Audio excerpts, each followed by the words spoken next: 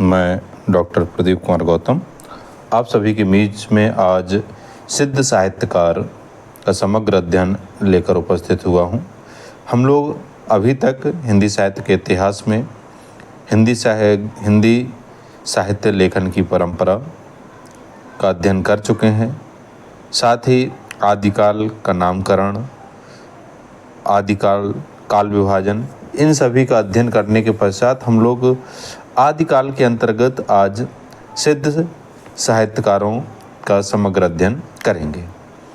तो चलिए हम लोग देखते हैं कि सिद्ध साहित्यकारों में क्या क्या बिंदु महत्वपूर्ण हैं।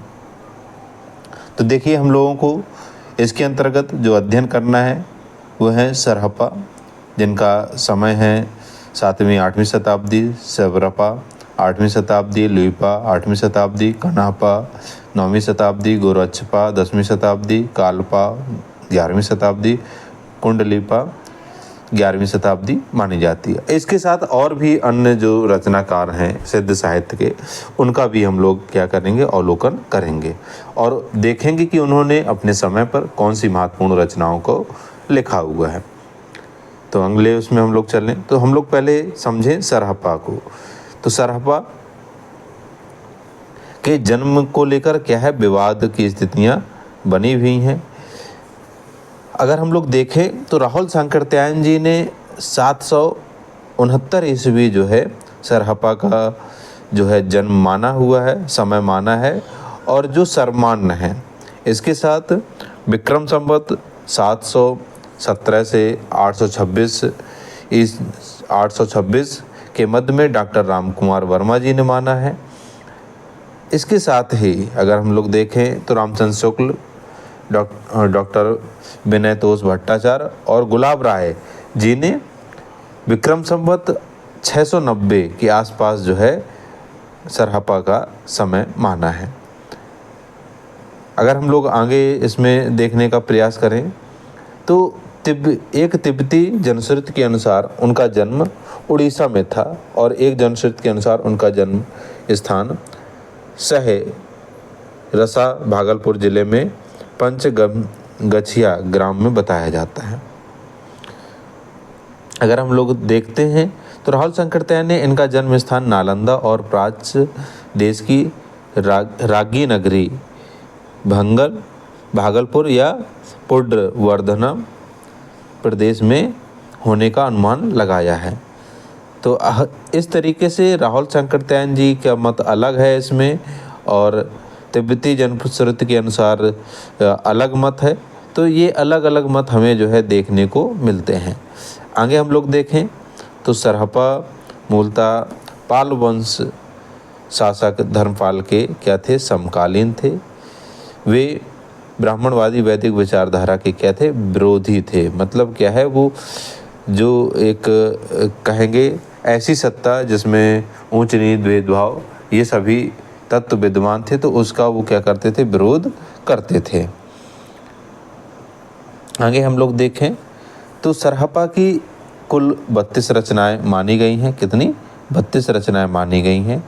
इनकी रचनाओं में महत्वपूर्ण रचनाएं हैं, दोहा कोश है, दोहा कोश गीत ही है, दोहा कोश चर्या गीत है, दोहा कोश उपदेश गीत है, काम कोश अमृत वज्र गीत है और डाकनी वज्र गीत है। तो इनकी रचनाएं जो है बहुत ही महत्वपूर्ण है। इन रचनाओं को नोट करके रखना है। चूँकि क्या है कि सरहपा के संबंध में केवल लोग आजकल दोहा कोश को याद रख लेते हैं, बाकी उनकी रचनाओं को भूल जाते हैं। अब जो परीक्षाएं हो रही हैं, इन परीक्षाओं में बहुत ही डिटेल्स के साथ जो है प्रश्न पूछे जा रहे हैं। तो ऐसे उसमें हमें जो है डिटेल्स के साथ जानकारी होनी चाहिए। आगे हम लोग देखें कि सरहपा के संबंध में जो है जो विशेष तत्व हैं वो कौन कौन से हैं। तो हम लोग देखते हैं तो 84 सिद्धों में सरहपा कालक्रम की दृष्टि से पहले सिद्ध हैं। शुक्ल जी ने इनकी सर्वश्रेष्ठ रचना दोहा कोश, इन्होंने शुक्ल जी ने उनकी सर्वश्रेष्ठ रचना किसको माना है, दोहा कोश का माना है। इसका संपादन राहुल सांकृत्यायन एवं प्रबोध चंद वागची ने किया हुआ, किसका, दोहा कोश का। अगर हम लोग आगे देखें तो सरहपा को कोसी अंचल का कवि माना जाता है।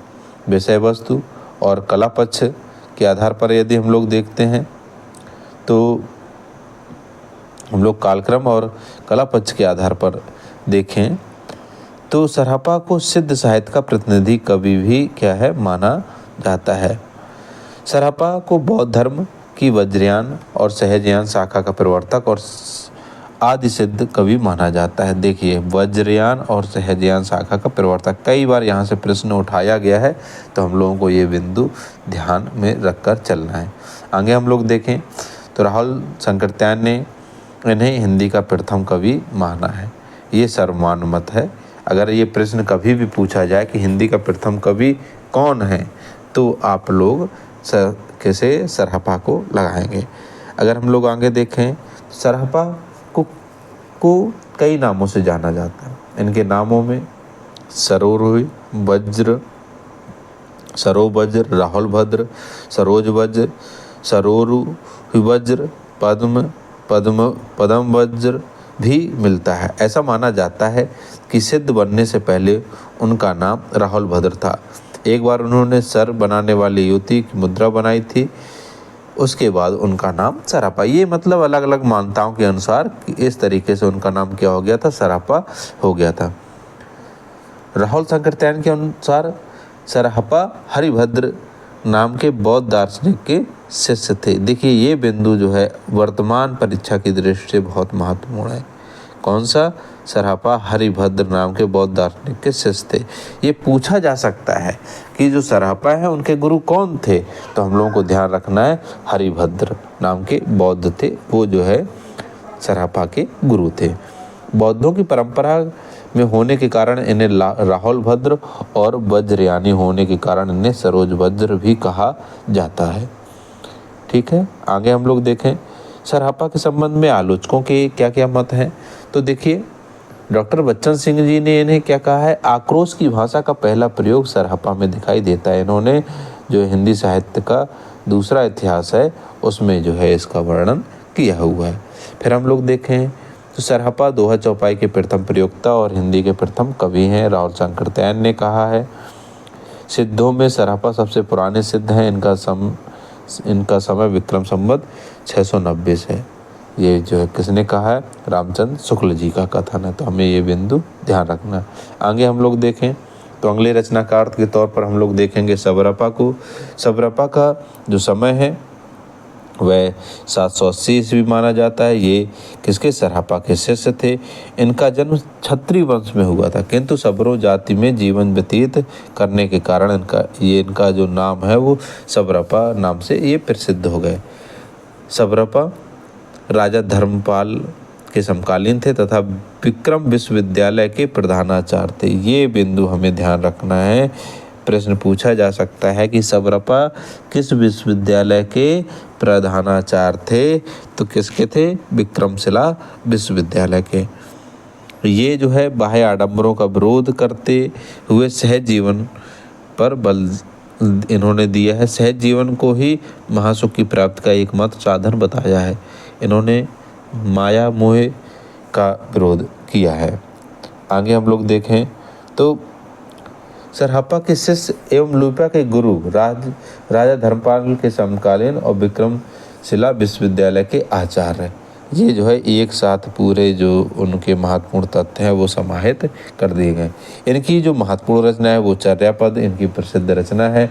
अन्य रचनाओं में अगर देखें तो महामुद्रा, वज्र गीत, छिगोहे, गंभीरार्थ गीत, सुनता दृष्टि, वज्र योगिनी साधन, वर्ण विषय, मतलब इनकी रचनाओं में क्या चीज़ें देखने को मिलती है, तो रहस्योन्मुखी भावनाएं, महासुख प्राप्ति के विचार पर चर्यापद के प्रसिद्ध पंक्तियां हैं। प्रसिद्ध पंक्ति कौन सी हैं? यह है छाड़ु महामोहा विषम दुंदोली, महासुखे बिलसंति सबरो लैया सुड़ महेली। ठीक है, तो ये बिंदु है। चर्यापद में 106 पद है, रचना मुक्तक है और दोहा छंद में रचित है। ये ध्यान हमें रखना है बिंदु, ये महत्वपूर्ण बिंदु है। ये पूछा जा सकता है कि चर्यापद कितने थे, चर्यापद में कितने पद हैं, तो कितने पद हैं? 106 हैं। अगला प्रश्न, आगे हम लोग देखें तो लुइपा जी हैं। तो लुइपा जी का जो वर्ण विषय है वो रहस्यवादी विचार है। इनकी साधना की उत्कृष्टता के कारण उड़ीसा के राजा दारिकपा और उनके मंत्री डोंगिपा इनके शिष्य बन गए थे। राहुल संकृत्यन और आचार्य रामचंद्र शुक्ल के अनुसार इनका समय 773 ईस्वी है, यह सर्वमान्य मत है। आचार्य हजारीप्रसाद द्विवेदी के अनुसार इनका समय 830 ईस्वी मान्य नहीं है। लुइपा भी राजा धर्मपाल के समकालीन थे। इनका जन्म एक कायस्थ परिवार में हुआ था और ये सबरपा के शिष्य थे। तो हमें ये बिंदु ध्यान रखते हुए आगे चलना है। 84 सिद्धों में सबसे ऊंचा स्थान किसका था? लुइपा का था। ये जो है आप बहुत बार पूछा गया है ये प्रश्न। अगर पूछा जाए कि 84 सिद्धों में सबसे ऊंचा स्थान किसका था, तो किसका था? लुइपा का था। प्रभावशाली सिद्ध होने के कारण सिद्धों में इनका प्रथम स्थान है। किसने कहा है? रामकुमार वर्मा जी ने कहा है। सरहपा के शिष्य एवं राजा धर्मपाल के लेखक थे डॉक्टर रामकुमार वर्मा जी ने कहा। ये अन्य इतिहासकार लुइपा को सबरपा का शिष्य बताते हैं। चर्याचर विनिश्चय में इन्हें सहज धर्म का प्रथम आचार बताया गया। देखिए, अगर ये प्रश्न पूछ दिया जाए कि चर्या विनिश्चय में सहज धर्म का प्रथम आचार्य किसे कहा गया है, तो किसे कहा गया है? लुइपा को कहा गया है। ये बिंदु आप लोग ध्यान रखिएगा। आगे है रचनाओं में, तो बुद्धोदय, अभिसमय, विभाग, गीतिका, इनकी एकमात्र रचना लुइपाद गीतिका है। लुइपाद गीतिका कैसी है? उपदेशात्मक रचना है। कैसी है? उपदेशात्मक रचना है। ठीक है। इसमें 240 पद हैं। यह खंडकाव्य है। वर्णित कथा के माध्यम से सहज जीवन के महत्व को समझाया गया है। ठीक है। फिर आगे हम लोग देखें तो डॉक्टर नगेंद्र साधना की दृष्टि से 84 सिद्धों में सबसे ऊंचा स्थान किसका माना जाता है? लुइपा का माना जाता है। और अधिकतर विद्वान इनके इस पक्ष से क्या है? सहमत हैं। कढ़प्पा ने अपनी रचना चर्याचर विनिश्चय में लुइपा को सहज धर्म का प्रथम आचार्य माना है। लुइपा के साधना का प्रभाव को देखकर उड़ीसा के तत्कालीन शासक दारिकपा, मूल नाम मोहन और छत्री थे, उनके मंत्री डेंगीपा लुइपा के शिष्य बन गए थे। राहुल संकृत्यायन ने इनकी 2 रचनाओं का उल्लेख किया है, बुद्धोदय और अभिसमय विभाग। ये दोनों रचना वर्तमान में उपलब्ध नहीं है। प्रश्न पूछा जाए कि लुइपा की कौन कौन सी रचनाएं थीं, तो बुद्धोदय और अभिसमय अब वर्तमान समय में उपलब्ध नहीं है। ठीक है। आगे हम लोग देखें लुइपा गीतिका की प्रमुख पंक्तियाँ का तरुअर पंच बिड़ाल चंचय चिया पाई ठाकाल दृढ़ करिए महासुख परिणाम लई जोहड़ई गुरु पुंछिम जाम। ये जो है क्या है, कई बार प्रश्न पूछ लिया जाता है यहाँ से। सिद्ध कवियों में सबसे बड़े रहस्यवादी कवि कौन थे? लुइपा थे। ठीक है। फिर आगे हम लोग देखें तो आगे क्या है? कढ़प्पा। तो कढ़प्पा का समय में भी क्या है? विवाद की स्थितियाँ बनी हुई हैं। ठीक है। समय अगर हम देखें तो विक्रम संवत 810 माना जाता है। डॉक्टर रामकुमार वर्मा इससे सहमत नहीं है। आचार्य रामचंद्र शुक्ल, नगेंद्र, राहुल संकृत्यन तथा नागरिक प्रचारणी सभा काशी 820 ईस्वी माना है। यह सर्वमान्य क्या है? मत है। इनका मूल नाम कर्णपा था। कृष्ण वर्ण होने के कारण ये कृष्णपा के नाम से प्रसिद्ध थे। कढ़प्पा के गुरु का नाम जालंधरपा था। कढ़प्पा महाराज देवपाल के समकालीन थे। डॉक्टर नगेंद्र के अनुसार इनकी 74 रचनाएं क्या हुए मानी जाती हैं। राहुल संकृत्यायन की रचनाओं की संख्या 32 मानते हैं। ठीक है। ये सर्वमान्य मत है। आगे हम लोग देखें वर्तमान में उपलब्ध कढ़प्पा की रचनाएं निम्न हैं। क्या है? कढ़प्पा की रचनाएं निम्न हैं।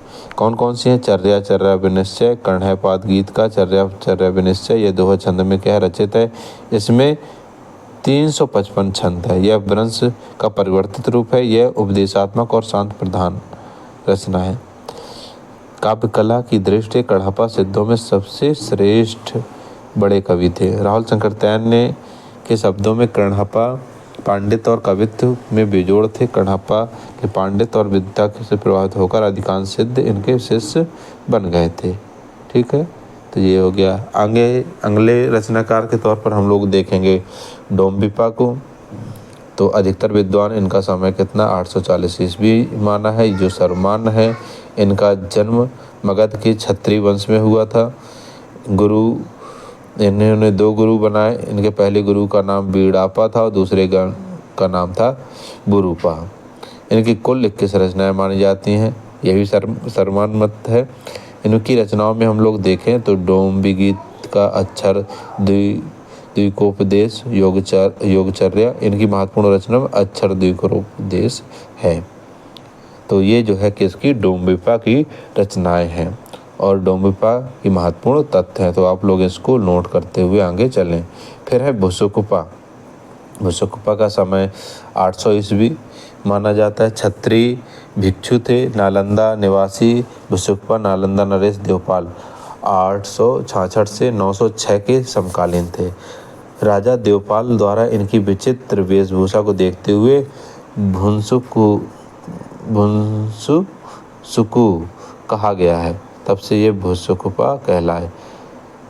तंत्र संबंधी तथा रहस्योन्मुखी विचारों से उत्पन्न इनकी रचनाएं मिलती हैं। ठीक है। फिर आगे हम लोग देखें डोम्बिपा। ये इनको जो है हम लोग थोड़ा देख चुके हैं, मुझे लग रहा है कुछ दोबारा से इनका नाम आ गया है। तो इनका समय जो है कब है, संवत 897। अगर ईस्वी सन में देखें तो 840। मगध के क्षत्रिय वंश में जन्म हुआ था। डोम्बिपा बीड़ापा और विरूपा के शिष्य थे। इनकी 21 रचनाएं हैं, जिनमें से डोम्बी गीत का अक्षर द्विकोपदेश योगचर्या आदि प्रसिद्ध हैं। प्रसिद्ध पंक्तियां हैं गंगा जमुना माझे रे बही नाई, तहीं बुड़ली मतंगी पोइला लीले पार करई बहुत। डोम्बी बाहेलो डोम्बी बात भई उछारा और सतगुरु पाए जयपुर जुवारा। तो इसके बाद हम लोग आगे देखें तो कौन है, कुक्कुरिपा है। ये जो है कपिलवस्तु के निवासी थे। चरपटिया के गुरु के शिष्य कुक्कुरिपा ब्राह्मण वंशी थे। इनके द्वारा रचित ग्रंथों की संख्या कितनी है, 16 है। इनकी कविताओं का उदाहरण है दिवसई बहुग काग डरे भाऊ, राति भड़ले कमरो जाऊ, ऐसन चर्या कुकुरी पाए गाइड और कोड़ी मांझे एकू ही अहीं समाये। तो ये जो है हो जाएंगे। आगे हम लोग देखें तो आगे क्या है, समय संवत 887। ये पर्यटनशील सिद्ध कवि थे।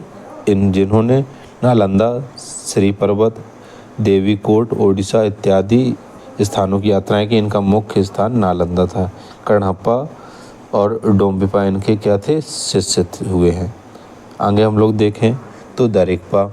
उड़ीसा के राजा तथा लुइपा के शिष्य दारिकपा का समय जो है कब माना गया है, 897 माना गया है। इन्होंने गुरु के आदेश से अनेक वर्षों तक कांचीपुरम में गणिकाओं की सेवा की। सिद्धि प्राप्त होने के पर ये दारिकपा कहलाए। वज्रघंटपा दारिकपा के शिष्य हुए हैं। कौन, वज्रघंटका। फिर आगे अगला कौन क्या है, गुंडरीपा। इनका समय संवत 897 है। गुंडरीपा कर्मकार थे और ये सिद्ध लीलापा के शिष्य थे। इनकी रचनाओं में वज्रयान के अविचारों का उल्लेख है। गोरक्षपा समय संवत 902। ये गोरखपुर के निवासी थे एवं ये सिद्धों में बड़े प्रभावशाली सिद्ध हुए। डॉक्टर रामकुमार वर्मा ने कहा है कि इन्हें नाथ संप्रदाय का प्रवर्तक मानना चाहिए, क्योंकि इन्होंने सिद्धों के संप्रदाय से वज्रयानी की परंपराओं में विशेष संशोधन करते हुए नवीन सिद्धांतों का प्रतिपादन किया। इन्हें ही गोरखनाथ कहा गया है। अब देखिए, जब हम लोग आगे पढ़ेंगे नाथ संप्रदाय तो नाथ संप्रदाय के अंतर्गत हम लोग गोरक्षपा का जो नाम है, इनका ही नाम क्या मिलेगा, गोरखनाथ मिलेगा।